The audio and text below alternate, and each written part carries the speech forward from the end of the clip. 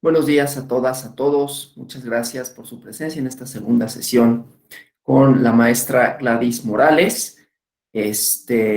Adelante, Gladys, todos tuyos, todas tuyas. Buenos días. Buenos días a todas y todos. Em, bueno, vamos a continuar con nuestra sesión de estas conexiones que existen entre el derecho electoral y el derecho penal. De nuevo traigo una presentación, al igual que el día de ayer. Los micrófonos están abiertos para quien quiera agregar algo, compartir ejemplos, resolver dudas o también disentir, por supuesto. El día de hoy nos vamos a enfocar, o el plan para el día de hoy es enfocarnos en ya aterrizar en las conexiones específicas del derecho penal y el derecho electoral en dos vertientes. Una, las consecuencias que tiene el derecho electoral, perdón, el derecho penal sobre el derecho electoral, y después, que es como el núcleo de esta sesión, es evaluar cómo el derecho penal puede ser usado para proteger a las instituciones, a los actores y a los procedimientos del sistema democrático electoral mexicano. Son dos vertientes que van a quedar un poco más claras en esta sesión. Ahora les explico más a fondo. Ya pueden ver mi presentación, ¿verdad? Sí. ¿Sí? Sí. Muchas gracias a quien me avisa. Entonces, el micrófono. De acuerdo, Rosalinda. Sí, a través del chat nos vas compartiendo si tienes alguna duda o comentario. Vean, todo el derecho son, en su versión más simplificada, el sistema jurídico es mucho más que un conjunto de reglas, pero en su versión les digo, muy mínima, con lo que trabajamos en el derecho penal, tanto en el derecho penal como en el derecho electoral, son con reglas de conducta o procedimientos. Y hay esta manera en la que se vincula el derecho penal con el derecho electoral tiene dos vertientes. La primera la vamos a ver, digamos, un poco de manera general, porque no es el núcleo de este curso, y vamos a profundizar en la segunda relación, que es como más la relación del derecho electoral sobre el derecho penal. Ahora vamos a ver a qué me refiero. En principio, hay una consecuencia que tiene el derecho penal como tal sobre los derechos político-electorales. Y es que cuando tú eres condenado o condenada a prisión, se te suspenden los derechos electorales, los derechos a votar y ser votado. Esta es una consecuencia que tiene un proceso penal, un procedimiento penal sobre este marco normativo electoral. Y esto, les digo, está en debate. Lo primero, a ti te pueden condenar por un delito de robo y colocarte, o sea, sancionarte pensemos que es un robo simple, que ningún robo simple, hay tantos agravantes que no, ninguna situación de robo va a ser realmente, es muy difícil encontrar un robo simple como tal en la práctica. Entonces pensemos que tienes robo simple, que son menos de 5 años de prisión, pero como tienes un agravante, son, digamos, un agravante que lo cometiste con otras 4 personas, entonces ya es pandilla, entonces son 2 años más.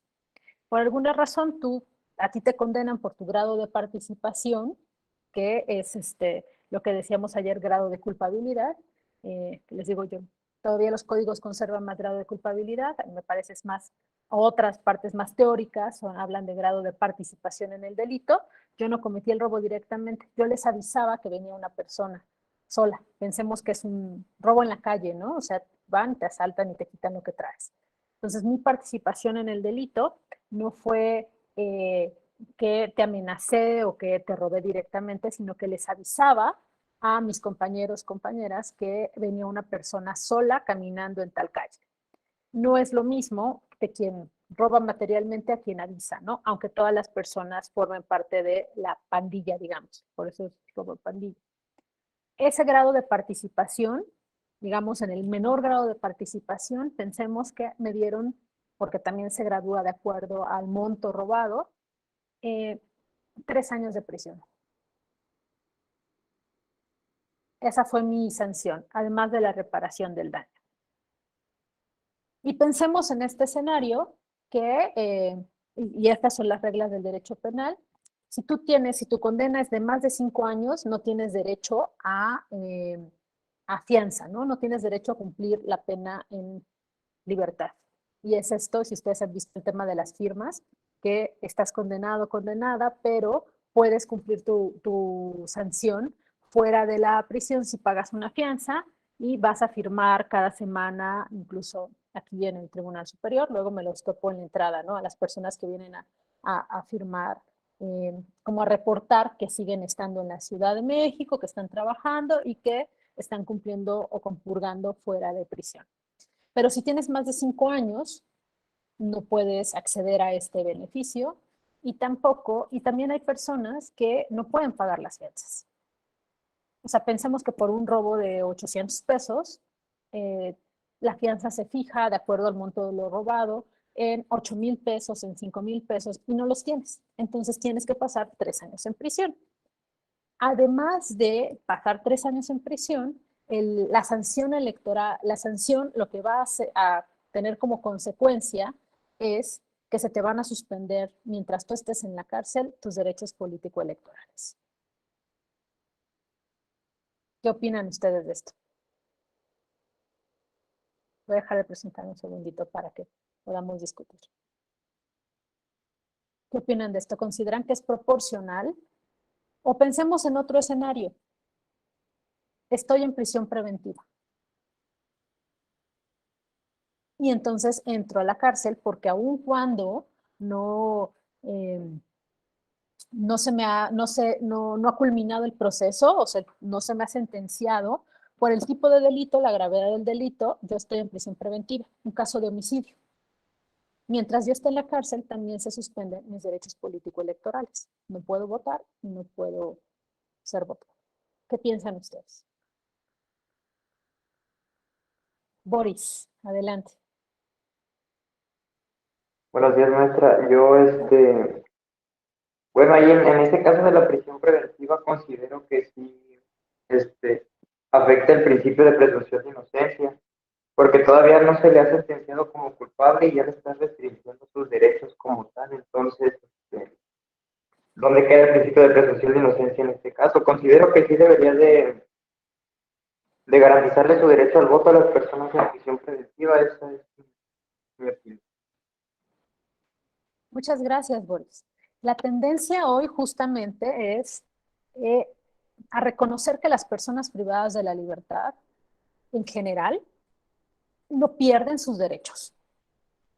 Y ahorita vamos a hablar más como de esta parte más teórica, pero quiero escuchar a Krishna, que levantó la mano ahorita. Hola, a ver si ahora sí me escucho. Es lo bueno. Bueno, lo primero que me viene a la mente es que quién va a querer votar con tremendo problema, ¿verdad? Pero esa es otra cosa. Eh, creo, estoy en el entendido que la Sala Superior ya ha emitido jurisprudencia al respecto y ya hay los primeros ejercicios del INE para garantizar este derecho a las personas que se encuentran en prisión preventiva. Creo que es un buen ejercicio y bueno, vamos a ver qué resulta de eso. Es mi participación, maestra. Gracias, Krishna, y gracias, Boris. Justamente ya hay, y ahora vamos a ver estos precedentes de la Sala Superior, porque hay personas que llevaron juicios específicamente para decir, por principio de presunción de inocencia, decir, si yo no he sido condenado, entonces la pena es trascendente. O sea, es como ya estoy sufriendo las consecuencias de haber sido responsable de un delito, pero aún el proceso no ha culminado, ¿no? No saben realmente y es irreparable, ¿no? Si yo no puedo votar en unas elecciones porque estoy en prisión preventiva, entonces, aun cuando después me declaren inocente, entonces ya es irreparable, o sea, ya el daño sobre mis derechos político-electorales está, digamos, culminado. Noemí, adelante. Buenos días, maestra. Buenos días a Buenos todos y todos. A mí me parece, bueno, dos cosas. Primero, cuando estás en prisión preventiva, es injusto que, o sea, no tienes tus derechos políticos suspendidos en su totalidad. Y de ahí que el INE ha aprobado acuerdos para poder instalar casillas en los centros de readaptación social. Sin embargo, sí hay un derecho que está restringido, que es el derecho a ser votado, cuando estás ya en prisión preventiva. Y en lo personal, a mí me parece que venimos de un tiempo en donde no estaba restringido, había candidatas y candidatos que ganaban elecciones desde la cárcel. Sin embargo, ahora los criterios van en el sentido de proteger el derecho de la ciudadanía a tener un gobierno, ¿no? Integrado a sus órganos. Pero yo considero que sí, que es vaya, que no es adecuada esa medida, porque esa vía es la que se usa para sacar a los actores políticos de las contiendas electorales. Entonces, eso me parece que sí te deja toda la ciudadanía en un estado de indefensión, porque te están limitando un derecho cuando afectas, digo, en esos casos que es cuando se da, cuando afectas intereses de terceros al querer participar. Entonces, a mí me parece desproporcionado. Tendríamos que buscar, o sea, cuando se postula, hay una fórmula como tal. Si los dos estuvieran en prisión es otra cosa y sería muy extraño, pero una opción para en caso de que ganaras desde la cárcel, porque si ganaste desde la cárcel, pues es que está extraño, ni siquiera hiciste campaña. Entonces ahí luego dicen, no, es que había inequidad en la contienda, pues qué más inequidad que no dejarte participar. Entonces déjalo, si él quiere participar, si el partido lo registra, ya sabe que las condiciones en las que están, es otra cosa. Pero yo considero que sí, eso es parte de lo que se debe de revisar y buscar otras opciones, no quitar el derecho a ser votado. Esa es mi opinión al respecto. Gracias, Noemí. Es súper interesante. Y bueno, escuchemos a Maite y luego le digo cómo está el tema a nivel internacional también. Adelante, Maite, por favor. Hola, ¿qué tal? Muy buenos días, maestra, compañeras, compañeros. Es que es justo esta parte, ¿no? Propiamente la Constitución entra ahí en una incongruencia porque nos otorga como ciudadanos la obligación de acudir a votar. Sin embargo, dentro de un proceso preventivo, nos están eliminando esta obligación. Ahora, ¿en qué momento el proceso preventivo también es una pérdida de la ciudadanía? Cuando la ciudadanía tenemos derechos plenos. Entonces, sí, en tema internacional también, por ejemplo, España maneja elecciones dentro de las prisiones, e incluso para personas ya con una condena. Entonces, creo que sí necesitamos adelantarnos un poquito más y adentrarnos un poquito más en el tema para poder llevarlo a las leyes mexicanas, ¿no? Muchas gracias, Maite y Noemí. Justamente son súper interesantes sus participaciones porque el derecho cambia siempre. O sea, esa es una de esa es la paradoja del derecho, ¿no? A la vez que tenemos que tener estas reglas y sobre todo en materia, les digo, penal, súper concretas, claras, que sean replicables a todos los casos, a la vez tiene que ser una norma susceptible al cambio, ¿no? O sea, siempre tenemos que tener debates abiertos. Y uno de ellos es en esta relación de derecho electoral y derecho penal, es cuestionar qué tan legítimo es reducir estos derechos. Sí han habido avances en México, ya las elecciones intermedias del año pasado se celebraron las primeras elecciones como piloto, ¿no? Para ver cómo funcionaba, se instalaron casillas dentro de la prisión, la Comisión de Derechos Humanos, la Nacional, con Hilda Telles estuvo muy de cerca, allí, y digamos que allí sí ya hay un avance a nivel nacional de reconocer que no puedes extender la prisión preventiva a la suspensión de derechos político-electorales. Pero sí hay un debate abierto, Hilda Telles de la CNDH lo tiene muy claro, las invito incluso a buscar, ha tenido muchas participaciones en YouTube, ella es la visitadora o sea, pueden encontrar sus participaciones que están en YouTube de diferentes eventos, si les interesa cómo abundar en el tema. Ella trabaja en la cuarta visitaduría de la CNDH que tiene que ver con personas privadas de la libertad. Y también con Corina Giacomelli hicimos un texto con el Tribunal Federal Electoral hace unos años, luego se los comparto, pero justamente lo que se debate es si la pena de prisión en un sistema acusatorio con todos los principios de reinserción social, cabe la suspensión del, al menos del derecho a votar, porque tiene que ver con un tema de construcción de ciudadanía. Las prisiones son realmente donde tú puedes ver que las situaciones que puedas vivir afuera de pobreza, de marginación, de exclusión, incrementan. Las condiciones penitenciarias en México son terribles. No hay agua, voy a Santa Marta cada tanto, nunca hay agua, hay hacinamiento, las prisiones del Estado de México son las más hacinadas, yo creo que hasta, o sea, le compiten con El Salvador y temas así, ¿no? Entonces, ¿cómo tú puedes reclamar tus derechos si no tienes derecho a votar? O sea, ¿cómo puedes tú decir, levantar la voz desde la prisión si tú no tienes acceso a elegir a las personas que están tomando decisiones sobre tu situación, sobre tu vida realmente, ¿no? Sobre las condiciones de vida que tienes. Y sé que esto puede ser debatible para algunas personas. Pensemos, o sea, por ejemplo, pero sí, tú fuiste un mal ciudadano, ¿no? Tú fuiste una mala ciudadana. O asesinaste a tu marido. Ya no mereces nada, ¿no? Esta es como una visión punitivista del Estado que prevalece no solamente en México, sino en el mundo. Los Estados Unidos es como el caso extremo. O sea, allí ni siquiera es más personas que han sido, hay estados donde si tú fuiste condenado una vez o condenada una vez por a pena de prisión, pierdes tus derechos electorales para siempre. O sea, ni siquiera, o sea, les digo, el punitivismo tiene diferentes matices y no tiene que ver con el grado de desarrollo económico de un país. Pero en México sí se está debatiendo, sobre todo al menos a nivel, les digo, académico, a nivel de derechos humanos, cuáles van a ser, si se extienden las consecuencias, porque dejas en un estado de indefensión a las personas prácticamente, o sea, las personas que están privadas de la libertad. Dos, la sanción es la cárcel. Tú cometiste un acto ilícito, entonces te condenan a reparar el daño mínimo, a pagar una multa y además a pasar 2, 3, 5, 60 años en prisión. Esa es la sanción. Aquí no es como pensar, o sea, es como pensar que no dejas de ser ciudadano o ciudadana por haber cometido un ilícito.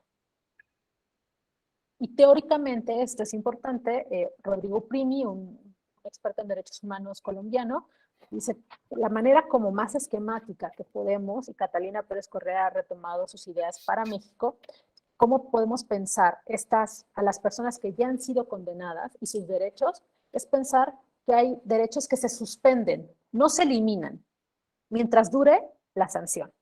La suspensión, la libertad personal, o sea, sí estoy en la cárcel, no puedo moverme, ¿no? Esa es la prisión, o sea, hay derechos que están vinculados directamente al delito y tengo un derecho suspendido. También hay restricciones. Pensemos que cometí un delito y no terminé en la cárcel, sino que cometí un acto de violencia familiar que no fue de tal gravedad como para que me metieran a la cárcel, pero sí tengo como una orden de restricción. No puedo acercarme a tantos kilómetros, ¿no? Esta es una suspensión que está vinculada directamente con el delito. Pero, ay, perdón, tengo mi micrófono abierto, no sé, Edwin, es que me distrae un poquito, perdona.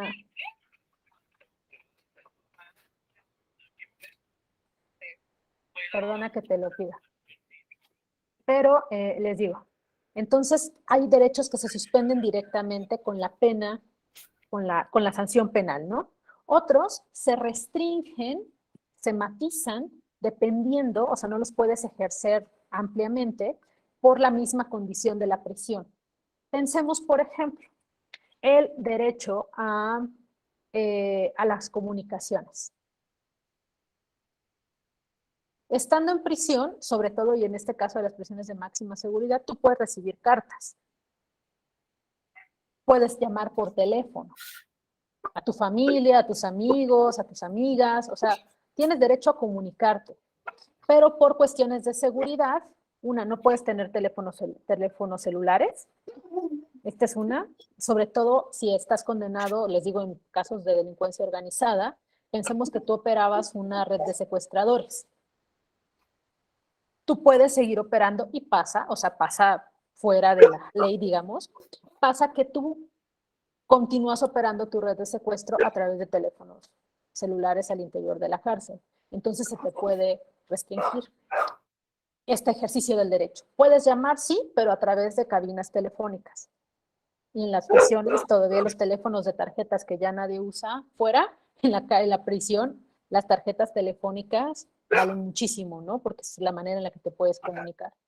O si tú estás igual como condenado, condenada por un crimen de delincuencia organizada, todas las cartas que recibas son abiertas previamente para verificar que no estés como organizando tu salida de la prisión ilegalmente, ¿no? Un escape o que sigas operando las redes de narcotráfico desde la cárcel, ¿no? Entonces hay delitos, y aquí podríamos matizar incluso por el tipo de delito, que tanto te pueden restringir el ejercicio de un derecho. No suspender, pero restringir. Y aquí caben, y aquí y también, les digo, otra dimensión más amplia, son los derechos que son completamente intangibles. La alimentación, la salud. Es más, la carga de protección del Estado se incrementa. Porque si yo tengo hambre y estoy libre, pues consigo qué comer. Pero si estoy en la prisión, no tengo familia, no tengo trabajo, no tengo dinero, el Estado me tiene que proveer de alimentos. Si no, me muero de hambre. Si me siento mal, puedo ir al médico y tengo hospitales privados y hospitales públicos. Puedo ir o me pueden llevar. Pero si estoy en la cárcel y tengo apendicitis y no puedo salir de la prisión, lo que me pase a consecuencia de esa apendicitis no tratada es responsabilidad del Estado, porque yo no puedo salir a buscar un médico. Esos son los derechos intangibles. Hay muchísimas personas que pensamos que el derecho a votar tendría que ser un derecho intangible, porque está vinculado con el ejercicio de la ciudadanía, con la construcción de una conciencia de ejercicio de los derechos, de participación ciudadana y todo el tema de reinserción social. O sea, tú pasas en la cárcel para reinsertarte en la sociedad, no para excluirte más. Y restringirte el derecho al voto es excluirte socialmente. Entonces, anular el ejercicio de tu ciudadanía. Esto, les digo, está en debate hasta ahora y les vuelvo a compartir la presentación. Hasta ahora lo que tenemos ya reconocido en México es el voto en prisión en casos de prisión preventiva. Este es el libro Mujeres privadas de la libertad y el derecho al voto de objetos de normas a sujetos de ciudadanía, que es un libro que coordinó Corina Giacomelo y le ayudamos como asistentes de investigación, Alberto Muñoz y yo. Y es un libro justamente donde ustedes pueden encontrar es previo a la prueba piloto, pero pueden encontrar como un análisis más del derecho internacional y desde el derecho internacional de los derechos humanos de todo este como argumento que hemos estado discutiendo ahora. Y también la prueba piloto que se llevó a cabo el 17 de mayo de 2021 para las elecciones intermedias. Son ejercicios interesantes y son, les digo, sobre todo en este tema son debates abiertos. No tenemos todavía como criterios, comenzamos a andar en esto, hay ejercicios, como decía Maite, en España, también hay ejercicios, bueno, siempre ponemos como Holanda y estos países nórdicos como ejemplos de que las prisiones son súper, ¿no? Hay ahí también, pero también en países como Argentina, por ejemplo, durante la pandemia se hizo como muy visible y hubo muchas cárceles en Argentina donde por ejemplo, se les permitía mantener videollamadas con sus familiares durante la pandemia y donde de nuevo volvió a entrar, y esto en provincias, o sea, en ciudades, en prisiones, desde, digamos, lo equivalente a que serían acá prisiones municipales, o sea, prisiones pequeñas, y también en ciudades más grandes, como en la provincia de Buenos Aires, hubo incluso jueces que autorizaron como videollamadas o que sí tuvieran durante la pandemia acceso a celulares porque pues, la gente estaba muriendo masivamente, ¿no? Entonces tenían que saber, si tú sabes que tu familiar está enfermo y estás en prisión, es cruel que no puedas despedirte de esa persona porque no tienes una tarjeta telefónica. Entonces les permitían acceso a teléfonos celulares y de nuevo en Argentina se abrió el debate del de acceso a votar. Porque también sufres las consecuencias de un mal manejo de la pandemia o de un buen manejo de la pandemia. Entonces, estando en prisión, la sufres con más fuerza y ¿por qué no tendrías derecho a decir, voy a, no sé, voy a volver a votar por este partido cuyos representantes me parece que manejaron bien la pandemia, o bien voy a votar por otro partido porque me parece que estas personas no manejaron bien la pandemia. Y yo también resentí los efectos de la política que establecieron. Entonces les digo, no solamente son los países nórdicos, es más, no son los países ricos, porque muchos países como Estados Unidos o como Rusia tienen políticas súper punitivistas, pues no tiene que ver con el nivel de desarrollo, el nivel económico, sino realmente con cómo se concibe, uno, el uso del derecho penal y los fines de la prisión.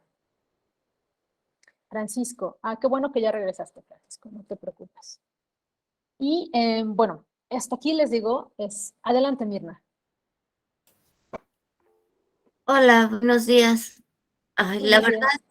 yo sí tengo una visión más punitivista en el sentido de que, bueno, yo creo que el sistema es un tanto sobreprotector, porque finalmente si una persona comete una falta, pues yo creo que es muy justo que pague por ello. Sí, la reinserción social, pero si cometiste una falta, pues yo creo que debe de haber una sanción justa que no atente contra tu integridad, pero sí una sanción. Entonces, yo no estoy de acuerdo, sobre todo, en que tengan derecho a ser votados, porque aunque estén en prisión preventiva, pues supongo que por algún motivo se te acusa de algo. Entonces, moral, socialmente, pues ya queda la sospecha. Ya bastante mal está nuestro gobierno como para todavía elegir a alguien que se vio involucrado en una situación comprometedora, donde tal vez haya cometido un delito. Entonces, digo, ok, la ciudadanía tiene derecho a escogerlo, pero pues sabemos que las campañas pues importa más el dinero, quien llama más la atención, la gente se deja manipular, no tenemos una cultura cívica como para elegir realmente a los mejores o a los más preparados. Y si todavía agregamos a personas que tal vez sean delincuentes, pues yo creo que no, como que no sería un avance político, bueno, un avance de gobierno, el poner a el escoger a una persona que tal vez cometió un delito. En cuanto a cuestiones democráticas, pues yo creo que el INE ha hecho un gran esfuerzo y que pues tiene un 10 en el sentido de los avances que se han tenido en cuestión de derechos políticos, pero creo que el gobierno y el país en general pues está muy mal porque en las prisiones hay problemas mucho más complejos como el de la salud, la alimentación, que considero que sí son básicos, y también el hecho de que hay muchas personas que dicen que llevan 10 o 20 años en prisión preventiva y que aún no se les dicta sentencia. Entonces, bueno, yo si quiero erradicar el problema, pues mejor veo la situación de ellos y realmente los reinserto en la sociedad y que recuperen sus derechos y no complicarme. Y también, bueno, me pongo a pensar en la gente que trabaja en el INE o en los organismos electorales, el ir a la prisión para recabar los votos o llevarlos las boletas o algo, pues no creo que sea muy agradable tener que visitar una prisión sin haber cometido una falta, ¿no? Pero bueno, sé que es una visión muy punitivista y que me alejo de los derechos humanos, pero es mi opinión. Gracias. No, pero esta opinión es válida. Tenemos una réplica de Maite. Adelante. Hola, hola. No, más que réplica, porque digo, es la visión no solamente suya, ¿no? Sino de muchas personas. Más que réplica, es tratar como de ejemplificar un poquito la parte que comentaba hace ratito. Em, la ciudadanía te da no solamente el derecho de votar y ser votado, ¿no? Sino de existir. ¿Por qué peleamos dentro de los soples muchas veces la inclusión de las medidas afirmativas o de las medidas o de los grupos vulnerables? Porque reconocer los derechos políticos de los grupos vulnerables, de las minorías, les da una preexistencia, pues. Es reconocer que están. ¿Por qué reconocemos grupos LGBT, grupos afromexicanos, grupos indígenas? Porque son grupos que han estado vulnerados, son grupos que han estado fuera del derecho en muchas ocasiones. Ahora, ¿por qué tendríamos que reconocer a las personas en prisión preventiva? Porque independientemente de que son personas que existen, también están dentro de una sociedad. Y si bien ellos no están en la sociedad a la que pertenecen en ese momento porque están dentro de una prisión preventiva, sus familiares sí. Sus familiares que van y los visitan sí están dentro de esta sociedad. Entonces, creo que tendríamos que empezar a reconocer los derechos de todas y de todos, pues, independientemente de la situación en la que se encuentren, porque como dice Mirna, hay muchas personas que no tienen incluso sentencia. Y sería todo por el momento. Muchas gracias a Maite y a Mirna. Les digo, es un tema debatible, pero lo que se está peleando es un concepto, o bueno, quienes pugnamos por esto estamos pensando por un tema de ciudadanía, que no, o sea, que el derecho al voto es un tema de ciudadanía y el ejercicio de la ciudadanía se construye, se ejerce, se vive y es un mecanismo para demandar tu presencia, o sea, tu presencia en un estado de derecho. Pero tenía una participación más, no sé si ya, no alcancé a ver, perdón. Sí, sí, maestra. Nada más en complemento con lo que dice Maite, también la mentalidad que tenemos nosotros y también, por ejemplo, la de los políticos, servidores públicos, porque al menos sí me ha tocado mucho esta famosa frase de, ay, es que no les interesan los presos porque ellos no votan. Entonces, como que ya desde ahí dicen, no, pues una vez que entran ahí nos olvidamos de ellos. Entonces también es una mentalidad de que entras, no conozco tu historia, pero para mí dejas de existir. Muchísimas gracias, César. Les digo, yo no quiero, no es el tema del curso, o sea, podríamos tener todo un curso sobre este tema en particular, pero sí quería como ponerlo sobre la marcha, no como un debate cerrado, sino como algo que debemos reflexionar y que les digo, me parece ejemplifica muy bien cuáles son las conexiones entre el derecho penal y el derecho electoral como tal. Y si les parece, dejamos esta discusión abierta. Hay muchísimo que debatir, muchísimo que hacer. También es un tema de gradación, o sea, los derechos son progresivos. No puedes de la noche a la mañana, o bueno, no todos los países por temas, no solo económicos, de capacidades, de la noche a la mañana decir que se hagan elecciones en todas las prisiones de México, ¿no? O colocar en riesgo a las personas. Pero sí son progresivos. O sea, siempre tenemos que abrir el debate y decir cómo garantizamos más lo que promete la Constitución, ¿no? Porque la Constitución no, la visión de nuestro derecho, más allá de lo que podamos debatir, es un sistema de reinserción y es por el artículo primero constitucional, un Estado constitucional de derechos. Entonces veamos cómo dentro de lo que ya está establecido podemos alcanzar esa aspiración que nosotros mismos, a través de nuestros legisladores, legisladoras y a través de los órganos judiciales que pueden emitir precedentes, nos comprometimos a alcanzar. Y le digo sobre todo en derechos, en temas de ejercicio de ciudadanía. Pero, les digo, lo quiero dejar aquí, no es es un tema abierto, les invito a reflexionarlo y avancemos, si les parece, con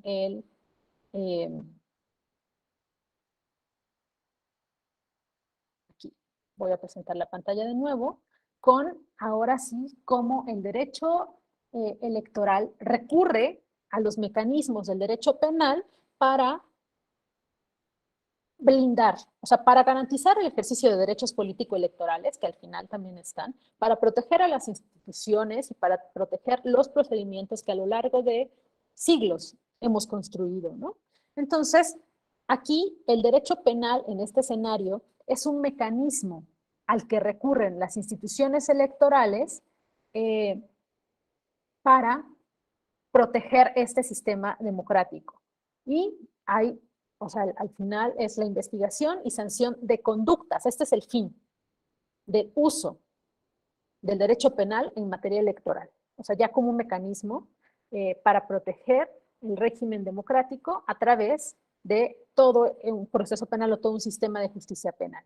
Y tenemos las especificidades. Las especificidades son los delitos electorales, que son, perdonen que esté tan pequeño, pero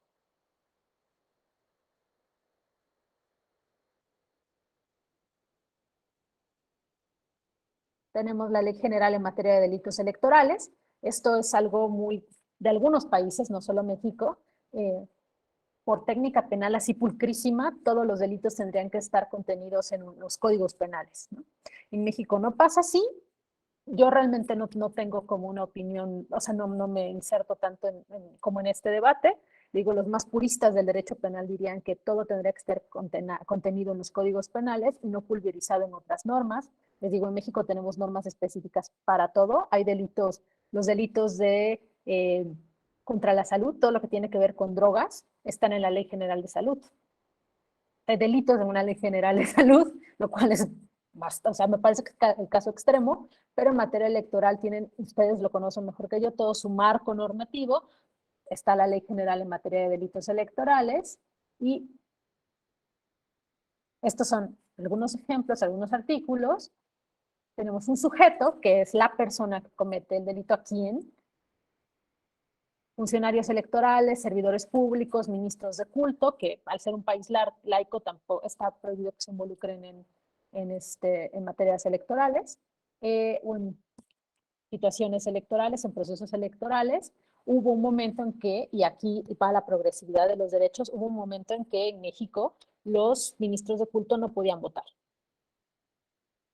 O sea, tenían suspendido también este derecho. Es más, en la Convención Americana, México puso una cláusula donde sí, las libertades religiosas, había una restricción para ministros de culto en el derecho a votar y ser votado. O sea, pero ya la retiró, ya retiraron esa reserva, se llama la Convención Americana. Ahora sí hay una prohibición y acá pueden ver, con una sanción de 100 hasta 500 días de multa a quien, o sea, este ministro, a quien en el desarrollo de actos propios de su ministerio o a quien en el ejercicio del culto religioso presione en el sentido del voto o induzca expresamente al electorado a votar o abstenerse de votar por un candidato, partido político o coalición. La sesión anterior, ayer hablábamos mucho de funcionarios públicos, ¿no? Pero también hay provisiones específicas para ministros de culto, sea de la religión que sea, cristiano, católico, protestante, judío, ¿no? Para presionar a sus feligreses de que voten por cierta persona o cierto partido político. ¿Cuál es la clave acá? Y es algo que en la clase de ayer me quedé pensando que habría que abundar. Es, si ven la norma, o sea, el tipo penal, la conducta que está sancionada, es en el desarrollo de actos propios de su ministerio. ¿Qué quiere decir esto? Que si tú quieres sancionar a un ministro de culto religioso por promover el voto, o sea, por presionar a personas para que voten, tiene que hacerlo ejerciendo actos, o sea, ejerciendo su función de ministro de culto. Si lo hace fuera fuera de este como escenario, ¿no? Fuera de la misa, por ejemplo, fuera del, ¿cómo se llama? Del sermón, y lo hace a título personal, o sea, no con su investidura de sacerdote, sino como una persona, aun cuando una persona, digamos, no religiosa, aun cuando sea ministro de culto, tendrá, o sea, probablemente su conducta cabrá dentro de otro delito electoral, pero no como ministro de culto, o sea, no tiene este tipo de sanción. Y acá quizá me detenga, porque también es relevante para el tema de los funcionarios y funcionarias públicas. digamos, la calidad, lo que te hace en este tipo, lo que hace que tu conducta se ajuste a este tipo de delitos, o en dado caso, también en materia penal, por ejemplo, se puede incluir, además de que te puedan sancionar administrativamente, un agravante, o sea, esto es la pena que te establezcan al establecer tu grado de responsabilidad. Un agravante es, lo establecen los códigos penales, se establecerá 2 años más de cárcel a quien lo haga con ventaja, 2 años más de la pena que se haya agravado si es funcionario o funcionaria pública, en ejercicio de sus funciones. ¿Qué quiere decir esto? Que tú tienes que actuar, o sea, que este acto tiene que estar vinculado con el ejercicio de una función pública o en este caso el delito que estamos analizando en específico con las funciones que desarrollas como ministro de culto, o sea, como un representante de alguna iglesia o alguna religión. Si lo haces sin sotana, digamos, estoy hablando solo de los católicos, pero es de lo poco que conozco, no conozco mucho de religiones, pero pensemos, lo haces sin sotana, sin vincularte a tu culto, sin, fuera de la misa. O sea, nadie sabe que tú eres el sacerdote por alguna razón. Te vas a otro municipio y ahí comienzas a presionar a la gente para que vote por un partido político. Pero no dices soy sacerdote, ni la gente te reconoce como sacerdote. En este caso, cabría tu conducta dentro de otro delito electoral, pero no en este. No sé si me estoy explicando, ¿cómo? No sé si estoy siendo clara, pero, y esto pasa también con los funcionarios y funcionarias públicas. O sea, si queremos abrir un procedimiento administrativo, tiene que ser porque la conducta ilícita que está desarrollando está vinculada directamente con el ejercicio de la función. Si lo hace de manera particular, o sea, fuera de este escenario, entonces no se podría activar un procedimiento de responsabilidad administrativa o no se podría colocar un agravante o quizá no podría caber en un tipo penal, sino cabría en otro. O sea, no quiere decir que no quede sin sanción, ¿no? Sino es para elegir qué tipo penal es el más adecuado. No sé si tienen dudas, si estoy siendo clara en este tema.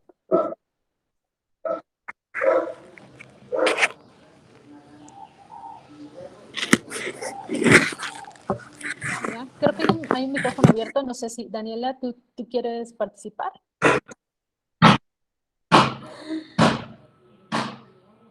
Hola. Bueno, no sé si alguien quiera o que demos algún ejemplo, no sé, por favor avísenme si este tema está quedando claro, porfa. Yo solo tengo una pregunta rápida, maestra. Uh-huh. ¿Qué ocurre, por ejemplo, cuando estas conductas son hechas por funcionarios de casilla? Porque ve que tienen que tomar protesta, entonces se consideran para efectos como servidores, como funcionarios públicos. Perdón, vi un mensaje acá y me distraje del chat. Los Ah, funcionarios de casilla. porque ve que toman protesta como tal. Yo creo que hay delitos específicos para funcionarios de casilla, porque no son funcionarios públicos. O sea, están ejerciendo una función pública cuando son funcionarios, o sea, cuando cuidan las elecciones y participan, pero como tal no tienen la calidad de servidor público. Entonces, lo que hay son delitos específicos para estas personas,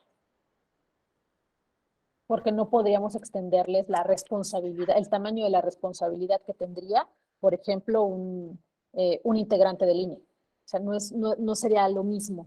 Entonces, hay delitos específicos para ellos. Ok, gracias. A ver, dice Rosalinda, la probable responsabilidad para que se acredite es necesario que la calidad específica se justifique como digo yo, en el caso del sacerdote. Exactamente, para que se acredite la probable responsabilidad de alguien en la comisión de un delito, tienes que tener la calidad de, si tú eres ministro de culto, no solamente hay que decir, soy sacerdote, pensemos que yo soy sacerdotisa, y no solamente por el hecho de que yo sea sacerdotisa, ya estoy encuadrando mi conducta en este tipo penal que estábamos analizando. Tiene que ser mientras ejerzo como sacerdotisa. Si lo hago como Gladys Morales, entonces mi conducta cabrá dentro de otro tipo penal, pero no dentro de este, que está dedicado a proteger la laicidad del Estado. O sea, ¿cuál es el fin jurídico tutelado? El sistema democrático laico. en este caso específico, en este delito en específico. Eso es lo interesante del derecho penal. Luego, digo, en ninguna parte del derecho uno se aburre, ¿no? Siempre hay como un montón de cosas que hacer y interpretar. Pero en el derecho penal, la parte, digamos, jugosa de cuando tú estás preparando una demanda o algo es analizar la conducta y ver qué tipo penal. Y esto es un problema. Si no lo haces bien, después, aunque la persona haya sido responsable, podrían, digamos, salir, o sea, podría no ser condenada porque no adecuaste bien la conducta al tipo, porque le estás queriendo imputar otro delito que no cabe en su conducta. Entonces, este es un error que pasa muchísimo en las fiscalías. Mirna, ¿habías levantado la mano? Sí. Bueno, yo creo que es muy difícil saber distinguir hasta dónde llega la función como servidor público, como ministro de culto, y hasta dónde la libertad de expresión, especialmente pues en redes sociales, ¿no? Que yo digo, bueno, si un sacerdote o un funcionario público tiene su red social, su Facebook, Instagram o algo, y realiza algunas publicaciones, pues ahí a lo mejor publicó que es servidor público o que es ministro de culto, y pues cómo te quitas la camiseta o la parte del trabajo al emitir tus opiniones, ¿no? Creo que ahí sería muy complejo, sobre todo para los juzgadores, para los abogados, ¿no? Sí, Mirna, y es que justamente es complejo y tiene que ser complejo. O sea, tiene que ser complejo porque la sanción es prisión, la sanción es suspensión de la libertad personal. O sea, el derecho penal, por eso se dice la última ratio. Las sanciones son fuertes, las consecuencias sobre la vida de la persona tienen que ser, o sea, son muy fuertes. Entonces, sí es un ejercicio y todo el derecho tendría que ser así. El ejercicio que tú hagas y aquí les digo, no cabe tanto dentro de las personas. Tú puedes ver a un sacerdote y decir, ¿sabes qué? Yo vi al sacerdote diciéndole a la gente que tiene que votar por tal y diciéndoles que se van a ir al infierno si no votan por tal candidato. Yo lo vi, tú lo denuncias. El trabajo de la fiscalía es realmente investigar primero e identificar, y esto no tiene que ser un ejercicio fácil. Es complejo y así debe ser. Debes reunir evidencias de que la persona a la que estaba amenazando, sabía que era sacerdote, ¿no? Le importaba que era sacerdote. O sea, estaba dentro de este marco de vínculo entre feligrés, sacerdote, como alguien que tiene una como superioridad moral. Todo esto se tiene que acreditar. No tiene que ser fast track, así de, es sacerdote y estaba promoviendo el voto, entonces ya es culpable. Tiene que haber un vínculo causal entre su calidad de ministro de culto, la amenaza y el ejercicio del voto. Es complejo, sí, y les digo, yo insisto, así tiene que ser. Porque no es menor la sanción o las consecuencias no son menores. Podría haber un escenario donde no ejerza, sí es difícil, pero les digo, pensemos que este sacerdote está diciéndole a la gente que tiene que votar por alguien, pero les digo, vive en otra comunidad. Llega a visitar a su familia, digamos, el sacerdote trabaja en Chiapas, pero él es de Guanajuato. Cuando llega a Guanajuato a visitar a su familia, un estado menos católico, cuando llega a Sinaloa a buscar a su familia, a visitar a su familia, pensemos que es de Sinaloa, regresa a una ciudad, visita a unos amigos y al visitar a estos amigos, conocen a otras personas y no sabe que es sacerdote. Están en una reunión y no saben que es sacerdote. Están tomándose unas cervezas o unos vinos y nadie habla de que es sacerdote. Y esta persona comienza a amenazar, no con que se vaya al infierno, sino con que si no, no va a tener, no sé, algún puesto después. Va a decir, si no votas por mi primo que es para alcalde de Mazatlán, entonces tú no vas a perder tu trabajo. no está hablando de nada religioso, no se está asumiendo como ministro de culto, la relación que se establece con la persona que está amenazada no es de feligrés sacerdote, sino son dos personas particulares, con independencia de que sea o no sacerdote, y la amenaza viene a decir, vas a perder tu trabajo si no votas por mi primo que es candidato. En ese caso, ¿sería un delito electoral? Sí, habría que ver cuál, pero no este. No este, porque para este se requiere al que estábamos analizando que sea sacerdote y que cometa esta conducta en el ejercicio de funciones como sacerdote. O sea, hay diferentes escenarios. Y les digo, la clave o la magia de presentar una demanda o de defender a alguien es esto. Esto es lo que te reta, incluso intelectualmente, cuando tú tienes un caso de naturaleza penal.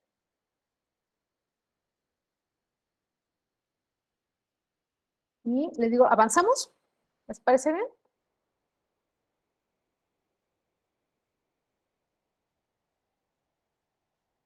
Les digo, las sanciones a servidores públicos, a funcionarios electorales.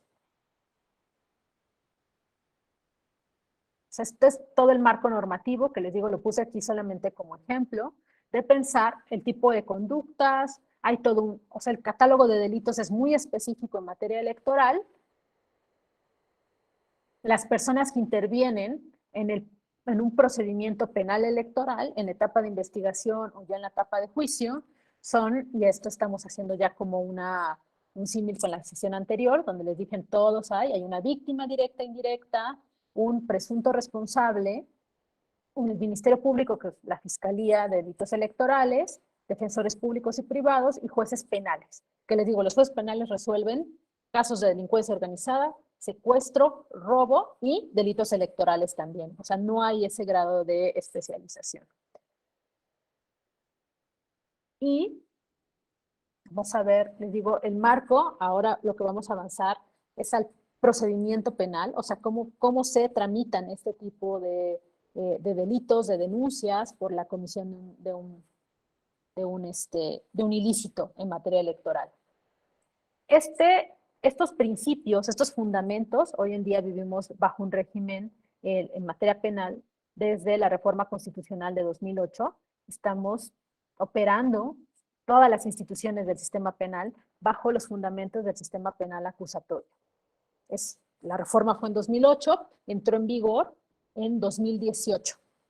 Y lo que todos podemos recordar, todas y todos podemos recordar, sobre todo quienes nos estábamos en la universidad cuando todavía operaba el sistema predominantemente escrito, es que se anuncia este cambio como los juicios orales, ¿no? Es lo que todos, bueno, al menos hasta donde yo conozco, con la gente que he hablado, es como qué pensamos del sistema penal acusatorio. La oralidad es una de las características. Pero la oralidad no es solamente tener audiencias donde hables, ¿no? Donde tú presentes tu acusación, tipo las películas norteamericanas, y les digo en México se hace también, tú presentes tus alegatos de apertura y el juez esté allí y te haga preguntas directamente. El modelo predominantemente oral obedece a la participación del juez en todas las audiencias y todas las etapas procesales. En el sistema predominantemente escrito o mixto inquisitorial, lo que ocurría es que el juzgador, o sea, la imagen del juzgador era más administrativa o gestora. Muchas personas en el sistema anterior nunca conocieron al juez que las condenó. Porque en todas las audiencias, como no estaba obligado a participar el juez, las audiencias de desahogo de testimonios o de careos, todas estas eran orales, o sea, hablaban las personas. Los abogados intervenían oralmente, pero el juzgador nunca estaba. Tampoco había reglas para que fueras escuchado o escuchada, o te explicaran qué estaba ocurriendo, que la oralidad implica también esta presencia del juzgador, pero sobre todo el trabajo del juzgador se extiende a que las personas entiendan, comprendan qué está ocurriendo en su proceso, entiendan por qué fueron acusados, los derechos que tienen, cuáles son las pruebas que se están presentando en su contra, que tenga derecho a esto, a que te escuchen, ¿no? a que hagas preguntas. Esto no ocurría en el sistema anterior porque el modelo del procedimiento judicial, lo que ocurría era que podías pasar, les digo, 3 años de juicio sin ver al juzgador, todas las audiencias las llevaban, aunque fueran verbalizadas, los secretarios, las secretarias, y todo se consignaba en un documento, o hay videograbaciones, sigue habiendo papel, o sea, se siguen levantando actas, hay videos, pero el tema de la oralidad es esto, la presencia central del juez, la conducción del proceso y el intercambio entre las personas que participan en el proceso y los operadores y las operadoras del sistema de justicia. Y esto es uno de los principios que rige. Les digo que va más allá de que todo lo desahoguemos de manera verbal.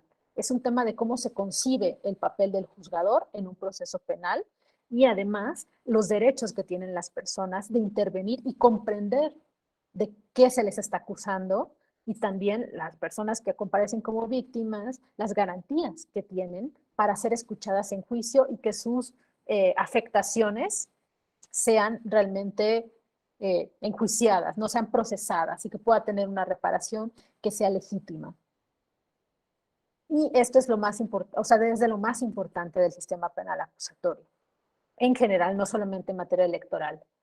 Requirió entonces también el sistema penal acusatorio una reingeniería institucional, nuevas salas, aquí en el Poder Judicial de la Ciudad de México.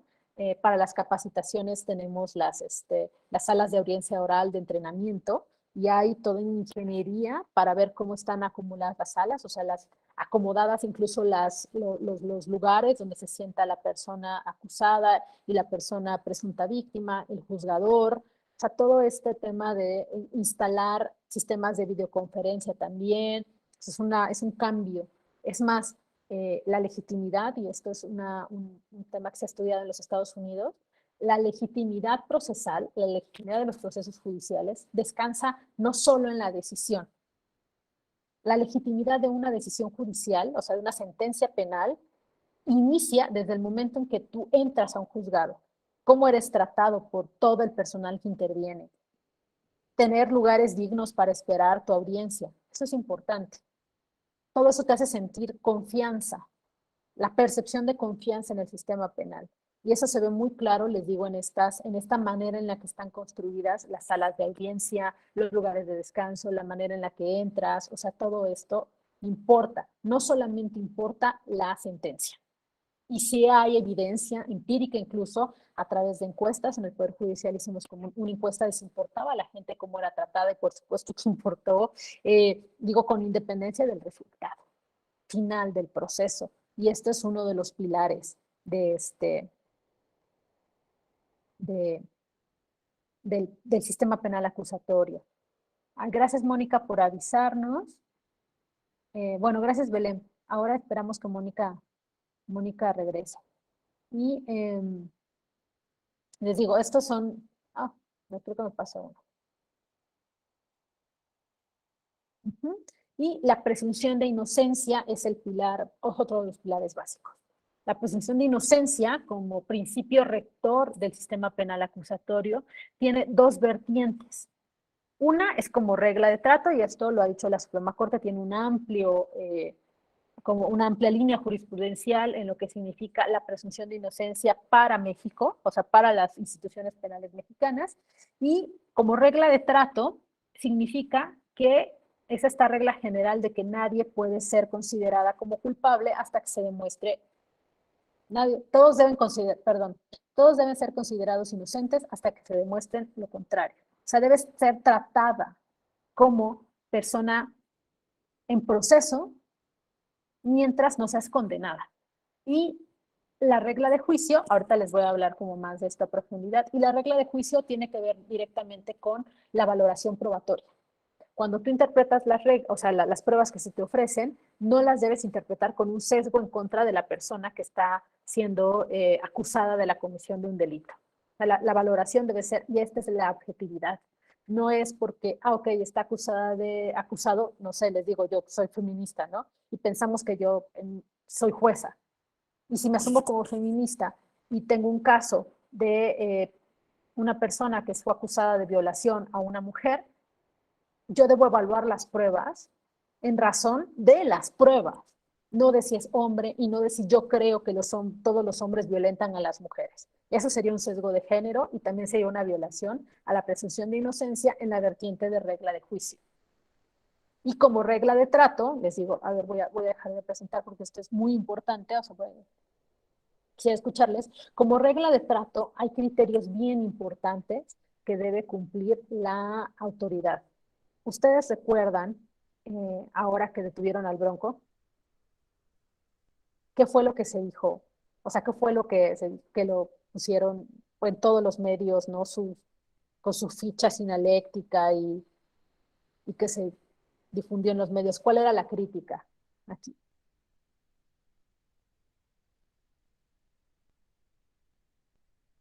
Pues en principio que se violaba su, como era, presunción de inocencia, porque literalmente exhibieron sin siquiera un grado considerable, por así decirlo, de discreción, porque ya con la foto ya identificas completamente quién es, aunque luego hay una cuestión de qué tanto protegen la difusión de estas cuestiones cuando solo le tapas, por ejemplo, los ojos.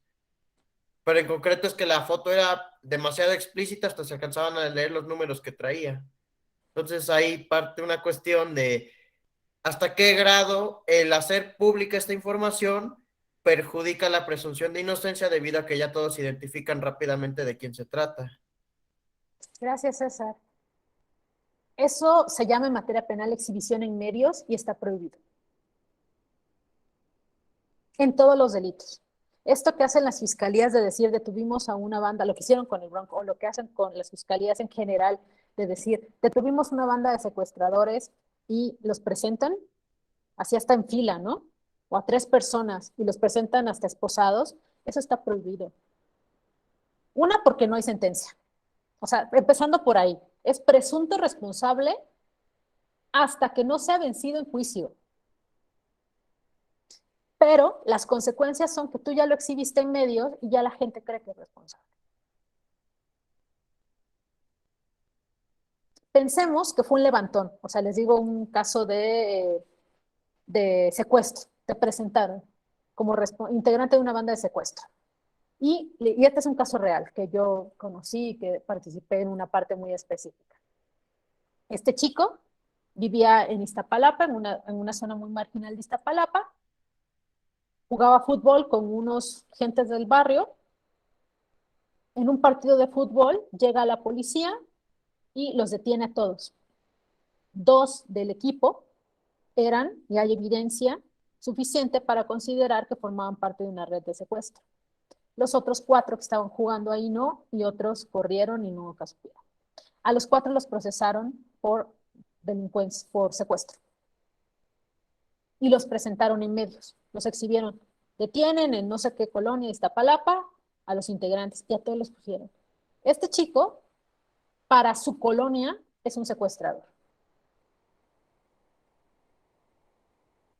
Dejen que no ha sido condenado y que lleva 18 años en prisión preventiva y que fue detenido cuando tenía 20 años. 18 años en prisión preventiva. O sea, dejen eso, que ya es suficientemente grave. A los ojos de la gente, aun cuando después de que salga de la prisión, que espero que sea pronto, porque no hay, o sea, ahí sí les puedo decir que sé que no hay evidencia en su contra, que fue un levantón, o sea, fue como detuvieron a todos, ¿no? Y decían, los integrantes de la red de secuestro son 16. Ah, aquí están 2, nos faltan 4, entonces jálense a los otros, ¿no? Seguro se conocen, seguro también participaron, no era así. Eh, hay casos donde sí pudo haber sido, pero en este caso no era así. Y no importa que esta persona recupere su libertad. A los ojos de la gente que lo conoce o lo vio en la televisión, es un secuestrador. Y esa es la violación a la presunción de inocencia en la vertiente de regla de trato. Trasciende al proceso penal estas consecuencias. Y les digo, en el caso del Bronco, por eso está cuestionado, porque tiene estos efectos.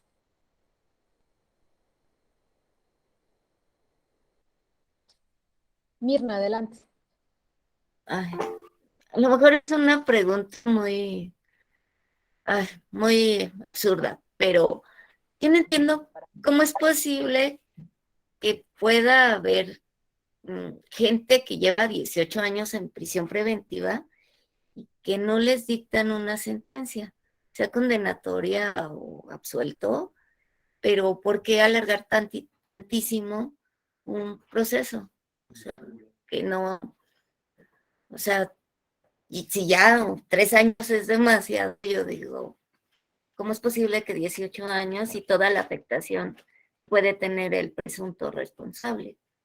O sea, ¿cómo es posible? Pues solo es terrible, obviamente, y cuesta comprenderlo. Lo que ocurre en casos estos es que cuando tienes, y pasa muchísimo en delitos de delincuencia organizada, tienes a muchos presuntos responsables. Y el proceso se lleva, aun cuando cada uno es juzgado en lo individual, el proceso se lleva de manera conjunta, porque el delito es, o sea, la conducta es la misma. Todos participaron o están acusados de participar en un mismo hecho, con diferentes conductas específicas. En este caso, por ejemplo, el tema era cómo está organizado el sistema de justicia, un tema de pruebas. Si una persona presentaba un amparo por una prueba, se detenía todo el procedimiento. De todos. Y eran, creo que, 16 personas procesadas como todos los integrantes del secuestro. Si otra persona luego presentaba un amparo tal, si otra persona se quedaba sin defensa, entonces hay que dar un espacio para que el nuevo defensor conozca el caso. Entonces se detienen todas las actuaciones hasta que el caso. Eso es del propio sistema.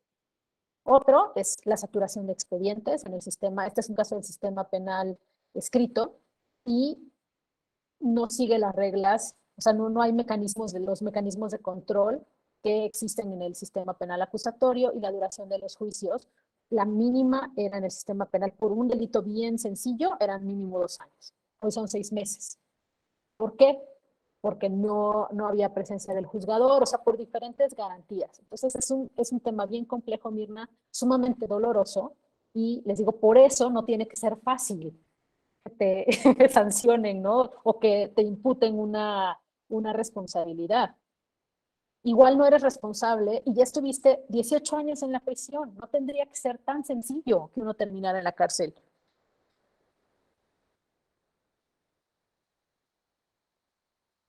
Pero les digo, este es como un tema importante que hay que considerar y les digo, sobre todo, el ejercicio del derecho penal es un tema de responsabilidad de las autoridades que procesan los delitos y que hacen las investigaciones. Y les digo, los principios, esta es vertiente de regla de trato o regla de juicio. La regla de juicio, ya les dije, es valoración probatoria. Otros principios que rigen la conducta o la conducta de todas las personas que participan en un proceso penal y además el proceso mismo, las reglas procesales mismas, son el principio de publicidad, que tiene que ver en diferentes aristas. Una es que tenemos que tener acceso a las audiencias. ¿Hay casos de excepción? Sí. Hay situaciones, por ejemplo, donde víctimas de delitos sexuales quieren que las audiencias sean a puerta cerrada. Y entonces se matiza el principio de publicidad y lo que dicen es, bueno, sí, porque si no afectarías más a la persona que está tratando de proteger, ¿no? A la presunta víctima, sí tiene que, en la audiencia donde va a dar su testimonio, decir ante 200 personas, bueno, no es a las 200 personas, ante 50 personas que no conoce y que llegaron ahí, pensemos, estudiantes de derecho que llegaron a ver una audiencia, ni siquiera sabe quiénes son y tiene que describir cómo la violaron sexualmente. En esos casos podría una audiencia llevarse a puerta cerrada, pero la regla es que sea pública. Uno puede incluso llegar y ver qué audiencias están y pedir autorización y entrar, o sea, te tienes que registrar. Aquí en Niños Héroes cerca hay hay juzgados de delitos menores y regularmente yo voy a ver cómo se desarrollan las audiencias por este ejercicio de la oralidad y todo cabe, les digo, además es un tema de monitoreo de cómo están operando los juzgadores. O sea, que se sientan observados, no solamente de la gente que está acusada, sino observados por la ciudadanía, observadas por la ciudadanía. Además, las sentencias, el principio de publicidad, las sentencias son públicas. tenemos que tener acceso a lo que se llama versión pública.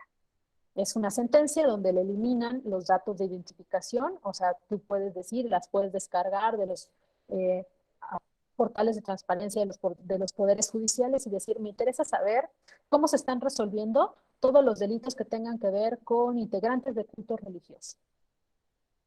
Pido acceso a las sentencias, me las tienen que dar, obviamente habiendo tasado, habiendo eliminado el nombre de la persona, dónde vive, o sea, como datos que te permitan identificarlo así con nombre y apellido, pero tienes que leer los argumentos, tenemos derecho a leer los argumentos que usó el juzgador o la juzgadora para sancionarlo o para dejarlo en libertad.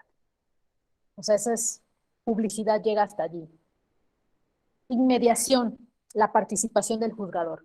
Quien tome la decisión sobre la vida de una persona y sobre su libertad o sobre sus bienes, porque también se le imponen multas y sanciones económicas, tiene que estar ahí presente escuchando el desahogo de las pruebas, los argumentos, todo.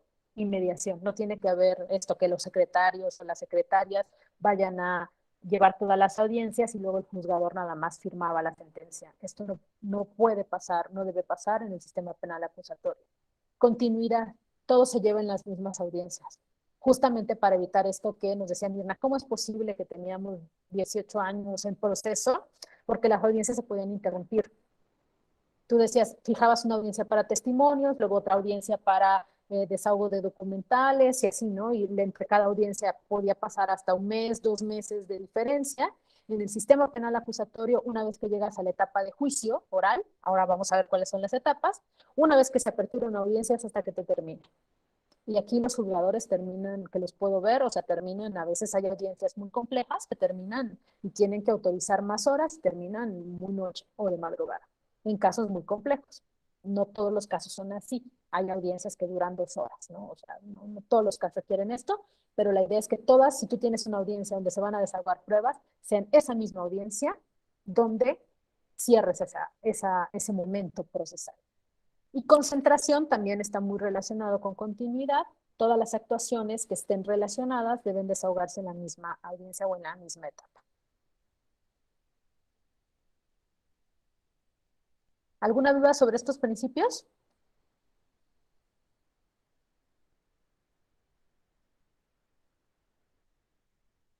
¿No? Ok, nos vamos con las etapas. Esta es Doctora. Gladys, porfa, no soy doctora y mejor Gladys. Porfa. Ok. Bueno, solo para comentar sobre lo que hace un momento estaban tocando con relación a la prisión preventiva, es decir, a aquellas personas que han sido procesadas y que siguen en prisión preventiva y aún no se les ha dictado sentencia y ha transcurrido ya pues un plazo pues excesivo, por decirlo de esa forma.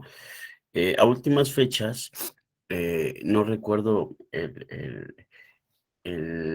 número de tesis o no recuerdo, creo que sí fue una tesis relevante, no recuerdo cuál haya sido.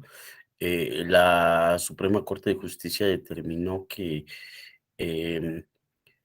fijó un plazo razonable para el dictado de la sentencia.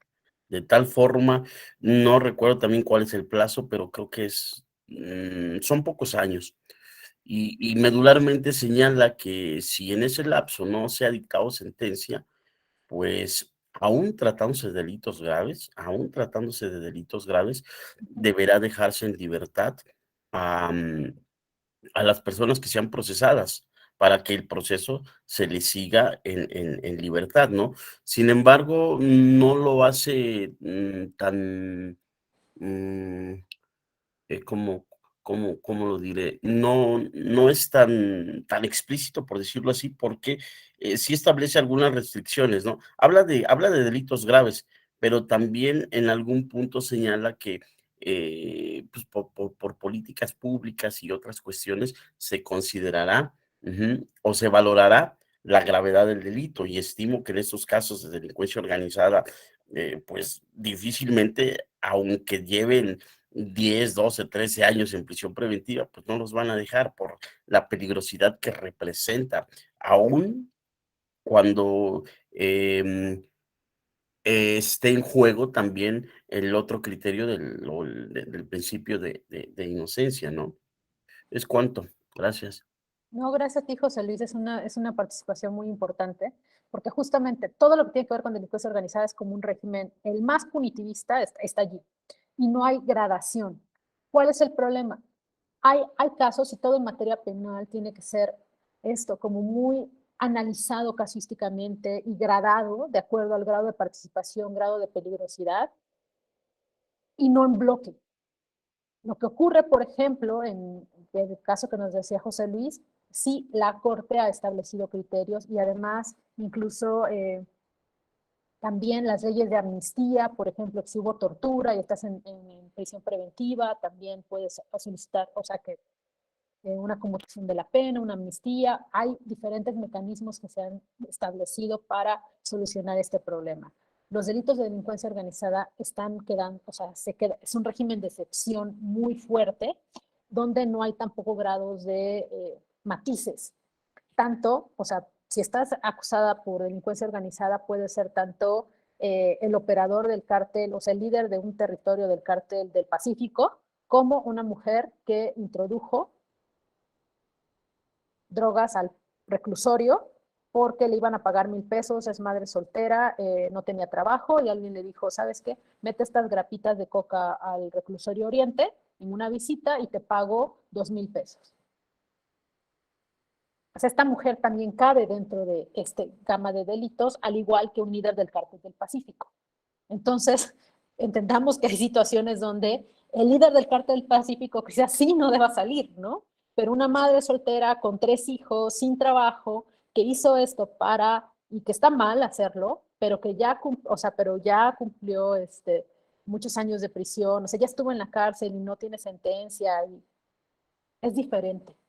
O sea, hay muchas situaciones y lo que tendríamos que hacer a través de las normas penales es ver qué situaciones, y la prisión preventiva en México, les digo, es todo un tema. Además, para delitos de delincuencia organizada es oficiosa, o sea, no hay control judicial, todo un tema. Y le agradezco a José Luis haber traído esta sentencia, que a nivel judicial se han estado matizando, también por decretos del Ejecutivo, pero el problema es que la ley en sí, o sea, las normas penales en sí son sumamente, no, les digo, estás en bloque, no hay matices y además las sanciones son muy altas. ¿Esto ha ayudado a reducirle la delincuencia organizada? No. O sea, lo peor es que tampoco estamos más seguras, tampoco se ha reducido la violencia en México, entonces es bastante paradójico y bastante problemático. Pero el mismo argumento deberíamos trasladarlo, me parece, a la materia electoral. O sea, pensemos penas más graves, nos dan un mejor sistema electoral, podemos usar prisión preventiva en casos de delitos electorales. O sea, las mismas reflexiones las podemos trasladar al uso del derecho penal como mecanismo para proteger la democracia mexicana.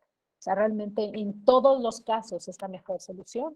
En todos los casos las penas son justas, en todos los casos el proceso judicial se lleva de manera adecuada. O sea, son temas que podemos también trasladar, no solamente, les digo, a un tipo de delito en particular. Y ahora les traigo esta infografía de México Evalúa, una organización que monitorea la evolución del sistema penal acusatorio, pero me parece muy ilustrativa. A ver, Eduardo. En el caso de que alguna Fiscalía de Delitos Electorales violente derechos humanos, de protección de inocencia, al estar publicando imágenes, como lo mencionaba, y en caso de sentencia absolutoria, ¿para usted es conveniente buscar la responsabilidad patrimonial del Estado o algo así como en el caso de Jacinta, Teresa, Alberta, o solo podría dar inicio a un procedimiento de responsabilidad administrativa?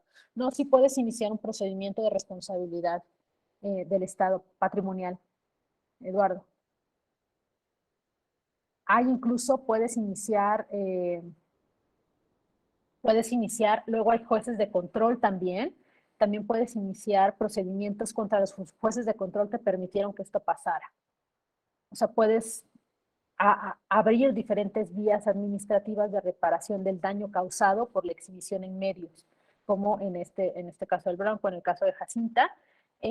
lo que pasa muchas veces, y es esto pasó en un caso que yo conozco de manera muy directa, las personas luego no quieren, o sea, imagínense, pasaste en prisión preventiva 5 años, te declararon inocente, pero además te exhibieron en medios, luego tú les dices, podemos activar estos mecanismos y la gente no quiere nada. Tus representados no quieren tener nada que ver con un juzgado jamás en su vida. Entonces no se activan tanto estos mecanismos, no porque no se puedan activar o no porque no se deban activar, sino porque la gente que sufrió las afectaciones ya no quiere nada que ver, ya no quiere tener nada que ver con la justicia mexicana.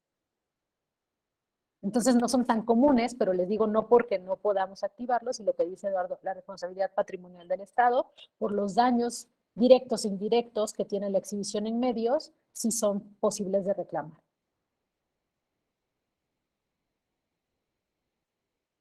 Mirna, adelante. Ay, perdón, ahí ya me surgió una duda. Entonces, por ejemplo, en el caso de este chico que pasó 18 años en prisión, a uno se le dicta sentencia, digamos que pasan otros 3 o 5 años, lo declaran inocente, él podría entablar una demanda en contra del Estado, del Poder Judicial o del tribunal, para, no sé, resarcir el daño moral, social, psicológico que vivió. Sí, incluso el daño al proyecto de vida. Imagínense una persona de 20 años que dejó la universidad, que terminó en la cárcel, sale a los 48, ¿qué va a hacer? ¿De qué va a vivir? Dejó su vida en la cárcel por un delito que no cometió. Que no cometió, exactamente. O sea, no solamente es la parte moral, sino es la vida, de qué voy a vivir si interrumpí la universidad, mi madre murió mientras yo estaba en prisión, o sea, ¿cómo reparas eso? Oh, interesante, gracias. No. Y esto también pensémoslo en delitos electorales. O sea, pensemos las consecuencias que pueda haber. Y les digo, tenemos media hora y quiero como que nos concentremos en estas etapas del proceso penal. Son muchas etapas, hoy es complejo, les digo, hay varios tipos de jueces, no muchísimos, ¿no? Pero varios tipos de jueces con funciones específicas. Todo el procedimiento inicia como todos los casos, incluso delitos electorales, inicia con una denuncia o con una querella. Querella para delitos que no requieren, digo, la denuncia, la querella tú puedes presentarla cuando observas un ilícito, pero no eres la persona que sufre el daño, ¿no? La denuncia, soy la persona que sufre el daño. No, perdón. En todos casos, tú puedes denunciar algo que ves, aunque no sufras el daño, pero en la querella al final también es para ciertos tipos de delitos que pueden ser perseguidos de manera también autónoma por el Ministerio Público, o sea, tiene como otros elementos. Al final, la denuncia y la querella tienen el mismo efecto, pero hay matices por el tipo de delito. La norma te explica cuáles son, les dicen de querella o de denuncia necesaria. Y también las personas, una vez que denuncias, depositas en manos del Ministerio Público la responsabilidad de seguirlo, ¿no? Ya cabe en una responsabilidad del Estado. ¿Quiénes pueden denunciar? Todas las personas que observen la comisión de un ilícito, pero también hay delitos que se inician de oficio. Ahí puede ser una llamada telefónica. En materia electoral, yo recuerdo siempre este anuncio de llámale a la FEPADE, el anuncio de llama y denuncia que alguien se está robando una casilla, por ejemplo, o que están amedrentando a personas para que no voten, no llegan a la casilla, etcétera. Estas llamadas, o sea, el término denuncia no es necesariamente que tú llegues con un documento y digas, señor Ministerio Público, por favor, abre una carpeta de investigación. O sea, hay muchas formas. Y las personas que tienen responsabilidades como un Ministerio Público, un policía o alguien representante tiene que abrir. A ver, ¿cómo se podría? Si quieres, Sandra, hablamos del proyecto de vida en un momentito más para que podamos ver las etapas, pero te respondo esto al final de cómo se cuantifica. Porque vamos a llegar a esta etapa en el momento de la ejecución. Entonces sí podemos hablar de esto, pero te pido que sea al final, porfa. Y Les digo, esta denuncia también hay delitos perseguibles de oficio. Si el Ministerio Público o alguien integrante de la FEPADE está viendo que se están robando una casilla o que están amedrentando a personas para que no voten, entonces no necesita que nadie le diga, solito debe abrir una carpeta de investigación. Y esta carpeta de investigación es lo que en el sistema anterior se llamaba averiguación previa, y es este momento donde se reúnen las evidencias para acreditar con grado de probabilidad, no sabemos, y por eso la presunción de inocencia, pruebas suficientes para considerar si esa persona puede ser sujeta a un proceso penal. A ver, ¿preguntas? De nada, Sandra. Y en este caso puede haber dos escenarios. O sea, tú ya abriste la carpeta de investigación, ves qué pasa, qué tipo de conducta puede ser. O sea, aquí todavía puedes abrir una carpeta por, no sé, por robo de casillas, pero después resulta que eran amenazas de no sé qué. O sea, aquí tú puedes abrir por un delito, pero luego lo puedes reclasificar porque estás investigando. O sea, todavía no estás presentando el caso ante un juez. Entonces puedes aquí hacer adecuaciones si eres integrante, o sea, si eres Ministerio Público o si eres integrante de la Fiscalía de Delitos Electorales. Y aquí lo que puede ocurrir es que dependiendo de la gravedad del delito, puedes solicitar una orden de aprehensión o una orden de comparecencia. Una orden de comparecencia es que tú llegues a decir tu versión de los hechos. Te cito. Te digo, tienes una averiguación en tu contra, pero necesito escuchar tu testimonio, recuperar tu testimonio. Y entonces allí llegas y luego de la audiencia te vas a tu casa. O sea, no pasa nada. Una orden de aprehensión la solicitas ante un juez por delitos cuya gravedad amerita en prisión preventiva. Entonces solicitas la orden de aprehensión.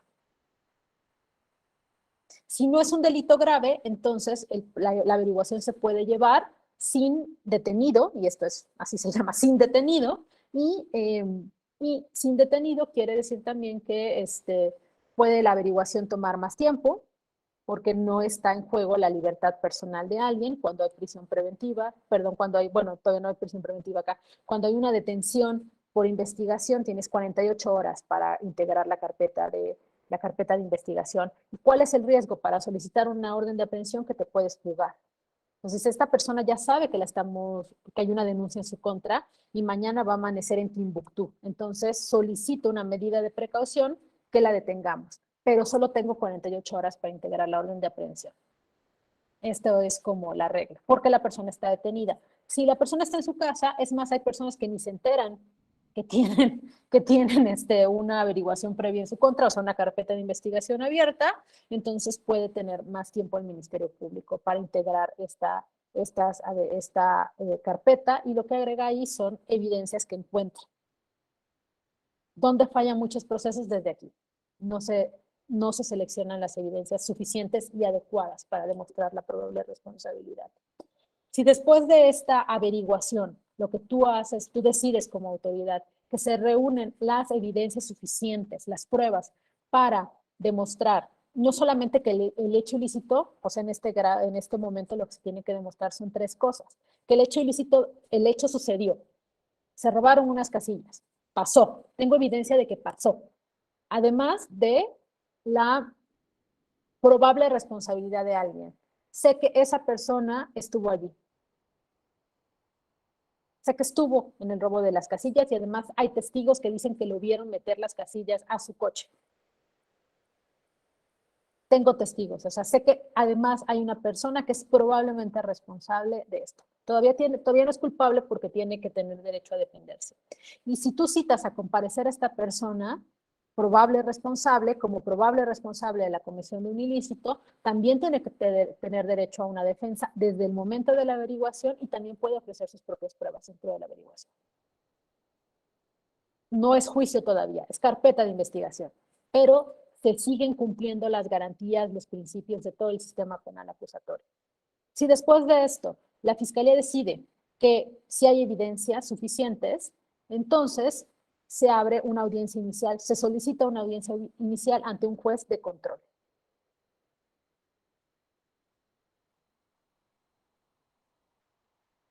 Ay, perdón, se abrió acá mi Siri. Entonces, esta investigación inicial culmina con la audiencia inicial. O sea, si tú dices no hay evidencias suficientes, entonces cierras la carpeta de investigación y dices, no, ya investigué, ya vi, pero no, esta persona no es probable responsable. Se cierra la carpeta. O entonces presentas esta investigación que realizaste ante un juez de control, y ese es el primer tipo de juzgador o juzgadora, que lo que va a controlar es la detención, pero también va a analizar la manera en la que se integró la averiguación previa. Si no hubo tortura, por ejemplo, dices, ya tengo una confesión, pero la persona está denunciando tortura. Entonces el juez de control puede investigar si ocurrió la tortura y decir, a ver, la confesión fue obtenida de manera ilícita, entonces para atrás todo. O sea, no, la función del juez de control es esto, que no te detengan arbitrariamente, que las pruebas hayan sido obtenidas ilícitamente, o sea, por eso se llama control de la detención. Y después hay una etapa que se llama complementaria, o sea, si dicen, sí está todo en orden, o sea, ni fue torturado, no hubo nada ilícito en esta averiguación y además hay suficientes evidencias, el juez de control también puede reclasificar el delito. O sea, puede decir esto de, ¿sabes qué? Me estás presentando una carpeta de investigación por este delito, pero yo considero que la conducta es otra y que encuadra en otro delito. No vamos a cerrar el caso, simplemente vamos a adecuarlo al tipo penal que realmente le corresponde. Esto también lo puede hacer el juez de control. Si superamos esta etapa, esta audiencia inicial, y no hay nada irregular, entonces ya pasamos a la etapa complementaria, de investigación complementaria.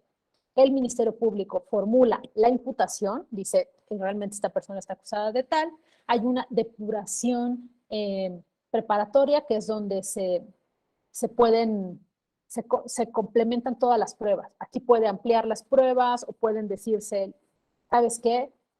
Tengo 200 pruebas, pero en realidad las buenas son 10, o tengo 10 pruebas, pero ahora ya conseguí otras 5 pruebas y ahora tengo 15 pruebas, o sea, se depura también. Y como el juez de control pudo haber, por ejemplo, reclasificado el delito, entonces tiene que adecuar su estrategia también el Ministerio Público. Y para esto es la depuración preparatoria. O sea, si me cambiaron la clasificación del delito, entonces yo ahora debo adecuar mis argumentos, las pruebas también puedo ampliarlas, etcétera. O sea, esta etapa es bien importante y es fundamental. Después hay una vinculación a proceso donde se le dice a la persona, ¿sabes qué? Vas a ser sujeta a un proceso penal y todas esas evidencias que se han recuperado se trasladan al juez de juicio oral, se cierra la investigación. Una vez cerrada la investigación, ya no puedes presentar nuevas evidencias, a menos que sean lo que se llaman pruebas supervinientes, ¿no? A menos de que sea una evidencia que realmente no tuviste acceso o que se desarrolló en el marco ya del proceso. Después pasamos a la etapa intermedia, donde hay una formulación de la acusación, pero ya ante un juez de juicio oral. Se presentan las pruebas para la admisión, o sea, todas este cúmulo de evidencias que se reunieron durante la depuración preparatoria y durante la carpeta de investigación, se presentan ante el juez de control, se depuran, tienen que evaluar, y esto también para no retrasar los procesos. Pensemos que yo estoy presentando como fiscal 10 testigos, pero de esos yo no le demuestro al juez que esos 10 testigos fueron testigos del hecho, sino estoy presentando un testigo directo del hecho y otros de lo que se llamaba antes testigos de oídas, ¿no? Mis otros 9 testigos, tú le dices al juez, ¿sabes qué? Tengo 9 testigos que dicen que vieron a la persona robarse la casilla. Si dicen que, o sea, no observaron con sus propios sentidos, entonces esos testigos no son testigos realmente para un proceso penal. Lo que te va a decir el juez es, no vamos a perder tiempo escuchando a 9 personas que no presenciaron el hecho. Esos 9 testigos no caben en el juicio. O sea, 9 testimonios no caben en el juicio, nos quedemos con uno, quien realmente vio que esta persona, o dice que vio que esta persona se robó las casas. O sea, ese es como el elemento de la depuración de las pruebas. Y después se dicta, y aquí hay un tema donde también en la admisión la contraparte, o sea, la defensa puede observar las pruebas que se tienen.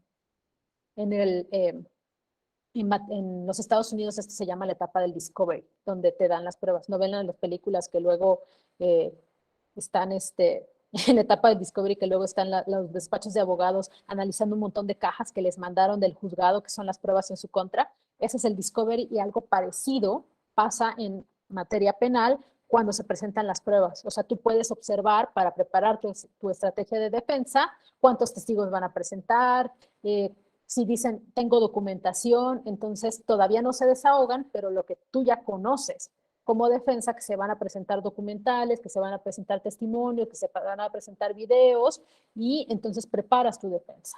Y esto es garantía del sistema de justicia, ¿no? Y además, o sea, se vincula con el principio de contradicción, que tú tienes derecho a cuestionar todo lo que plantee la parte acusatoria. Y después ya se apertura el juicio oral, y el juicio oral ya es lo que vemos, ya donde está la audiencia con el juzgador. Todas las audiencias son orales, pero donde ya realmente se va a decidir si esta persona es responsable o no.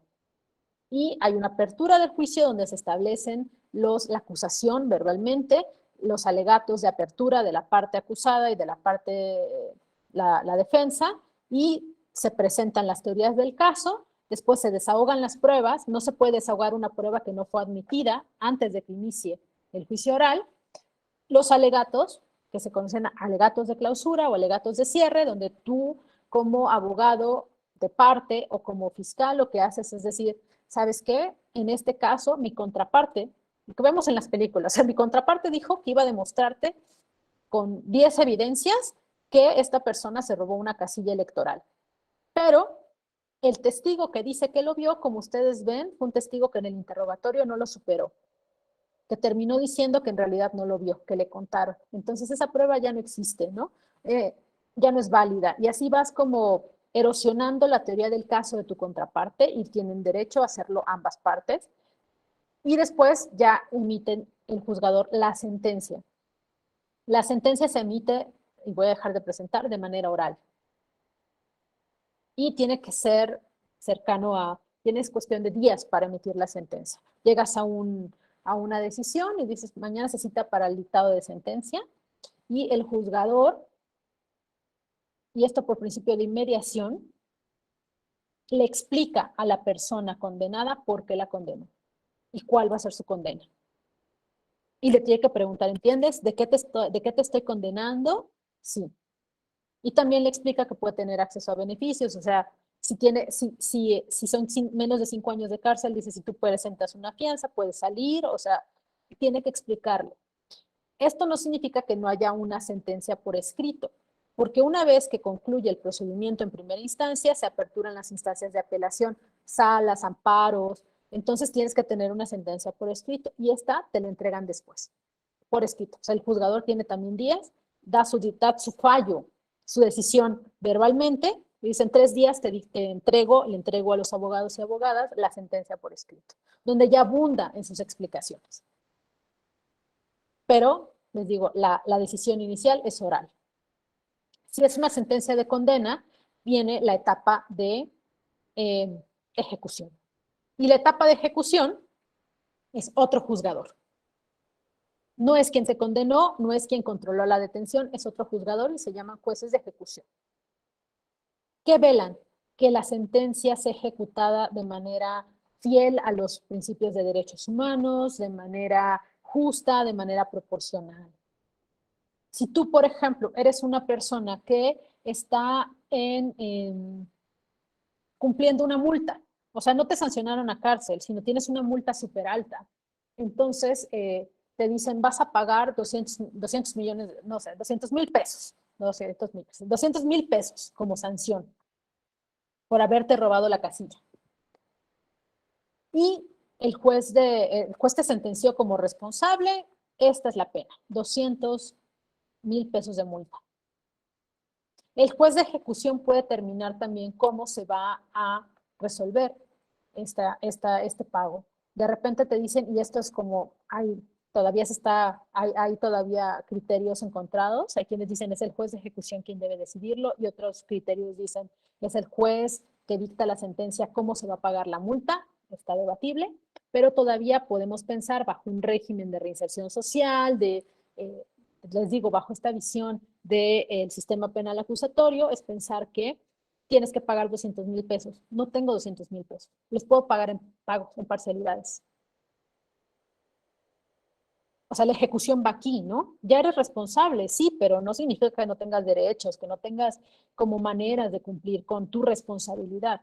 Entonces hay casos donde tú, si no pagas la multa, es multa o cárcel, ¿no? No tengo 200,000 pesos, pero sí quiero cumplir. Entonces, y además, si no trabajo, entonces no puedo pagarle esta multa, entonces puedo pagar la multa en 2 años. Eso se ve en la ejecución. ¿Por qué? Porque si metes a la persona a la cárcel por 3 años, ni resarció el daño realmente, la pena es más trascendente, o sea, realmente afectaste su vida, la de su familia. Pensemos que es padre de familia y sí, se robó una casilla, claro que estuvo mal, pero quienes van a pagarlo son sus hijos, que el papá se quedó sin dinero y tuvieron que salir y no terminaron la secundaria, porque el papá se robó una casilla. Quizá a veces es mejor, si el delito no es grave, que el papá que cometió este delito pague la multa y parte de su salario siga trabajando y parte de su salario repare lo que cometió. No en todos los casos se puede hacer esto, por supuesto que no. O sea, hay candidatos asesinados. En este caso, pensar en una forma alternativa es difícil, ¿no? O sea, ¿cómo se va a ejecutar? Bueno, que no lo vamos a torturar dentro de la prisión, pero va a estar en prisión, o sea, la persona que haya sido responsable de un homicidio contra un candidato o candidata. O sea, les digo, todo esto son matices, no hay reglas así. Todas las personas que estén condenadas por robarse casillas tienen que tener esta sanción. Depende de la situación específica de la persona, de las condiciones, del hecho, de la gravedad, etc. Su nivel de participación, demás. Y estas son como las etapas, les digo, del proceso penal en términos generales, no únicamente de delitos electorales, y lo tenemos que ver así. ¿Tenemos alguna pregunta hasta ahorita? ¿Alguna? Otoniel, adelante.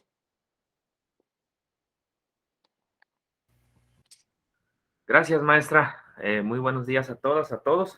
Nada más así de manera general, una pequeña duda, maestra, en cuestión de dar contestación al tema de cómo se insertan las reglas electorales en el derecho penal.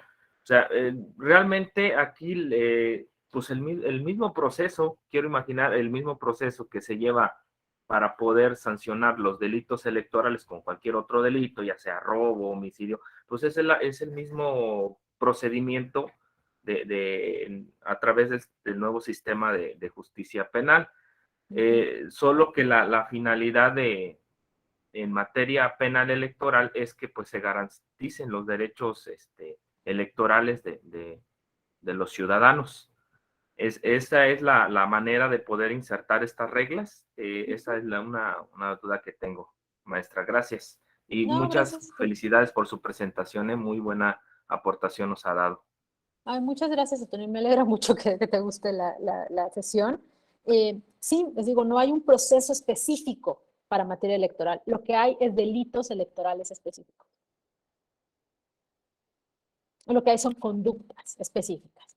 Y si hay instituciones, en materia de investigación, la FEPADE tiene su propio, o sea, están especializados. ¿Por qué? Por esta que veníamos platicando, porque no es sencillo, o no tendría que ser sencillo, colocar o sentenciar a una persona, ¿no? Entonces, si tú vas a integrar una carpeta de investigación, lo que se busca con la existencia de la FEPADE es que son personas que conocen del ambiente electoral, que conocen las reglas electorales y que van a poder hacer este ejercicio de adecuar conductas a tipos penales y que van a poder hacer una investigación que sea diligente, que sea suficiente, que sea lo suficientemente amplia y que no va a ser un tipo de, digamos, que se van a encasillar con otros delitos, y por eso están divididos en México, ¿no? O sea, los delitos de tortura o la Fiscalía de Desaparición son órganos, se supone, ultra especializados, que lo que dicen es, yo me voy a dedicar a esto, conozco el ambiente, conozco las reglas, estoy capacitado, recibo capacitación específica para saber cómo analizar estos delitos y este tipo de conductas, y entonces, en teoría, tendrían que ser más efectivas mis investigaciones y el procesamiento como tal. Lo que le vamos a dar a los jueces, los juzgadores en el sistema penal acusatorio sobre todo, ellos deciden en razón de lo que les presentan las partes. Si la fiscalía no presenta pruebas suficientes, el juzgador va a tener que liberar a la persona, declararla responsable. Si es una persona que tiene una mala defensa y además se presentan pruebas en su contra, entonces la va a declarar responsable penalmente. Porque solamente puede decidir dentro de lo que se ventila en el juicio. Y por eso es tan importante y por eso el grado de especialización al que le ha apostado nuestro sistema jurídico va en razón de esto, que tengamos mejores integraciones de la averiguación. Y por eso es la FEPADE y no tenemos órganos especializados en materia penal. Sí existen los especializados en materia penal, pero para justicia para adolescentes, por ejemplo, tenemos juzgadores de delitos no graves, y esto no tiene que ver con que los juzgadores no sean capaces de analizar o no estén especializados para analizar otro tipo de delitos más graves, sino los delitos, les digo, de cuantía menor se llaman, es un tema de hacerlos más eficaces, ¿no? No voy a, si yo me saturo con 10 casos de secuestro, ahí se van a colar entre las patas 10, otros 5 casos de robo que se podrían solucionar más fácil, o que podríamos llegar a un acuerdo reparatorio, ¿no? Entonces, estos juzgados, les digo, es un tema de especialización, pero que tiene que ver más con la celeridad procesal que con la complejidad del asunto. Entonces, así es como se le han ido tratando de dar salidas. Sigue siendo sumamente complejo y seguimos teniendo muchísimos problemas en el procesamiento de delitos, muchísimos problemas en la integración de las averiguaciones, pero en la medida en que podamos conocer más nuestras reglas electorales en este caso, nuestras reglas procesales, nuestros derechos como personas, y aquí vuelvo a la ciudadanía, tengo que conocer que tengo derecho a la presunción de inocencia, a tener voz si soy acusado de cometer un delito electoral, a saber que si mañana recibo un citatorio para ir a declarar a la FEPADE porque me están acusando de algo, puedo acudir con abogado, puedo presentar pruebas a mi favor. O sea, no es cacería de brujas esto. Es un sistema bien complejo que nos ha tomado mucho tiempo y mucho dinero construir, donde todas las partes tenemos derechos y obligaciones. Y digo, ya nos queda poquito tiempo, pero no quiero dejar sin responder la pregunta de Sandra de cómo se puede cuantificar el proyecto de vida. En este caso, Sandra, te recomiendo ver, es algo que se ha desarrollado en materia de reparación del daño en la Corte Interamericana y se han tomado criterios de allí. Lo que hace es, para cuantificarlo es complejo, pero también la Comisión de Víctimas tiene criterios, la Comisión Nacional de Víctimas, y es pensar en la consecuencia. Y te voy a poner un caso interamericano. Es un caso que tiene que ver con una comunidad indígena de una masacre en Guatemala y asesinaron a unas mujeres que estaban en la comunidad buscando a unos guerrilleros. ¿Cómo se cuantificó el daño en este caso? Lo que dijo la Corte Interamericana. ¿Cuáles son las víctimas? De este caso, las víctimas indirectas por el asesinato de su madre, los hijos, las hijas. O eso también ocurrió en el caso Radilla. Los hijos de Radilla se vio afectado su proyecto de vida con la pérdida del padre, o en el caso de Guatemala, con la pérdida de la madre, el caso de las dos R's. Y en estos casos, lo que dijo la Corte Interamericana es, ¿qué perdieron estas personas? De inicio perdieron a un padre o madre. Eso es un trauma. ¿Cuánto cuesta un psicólogo?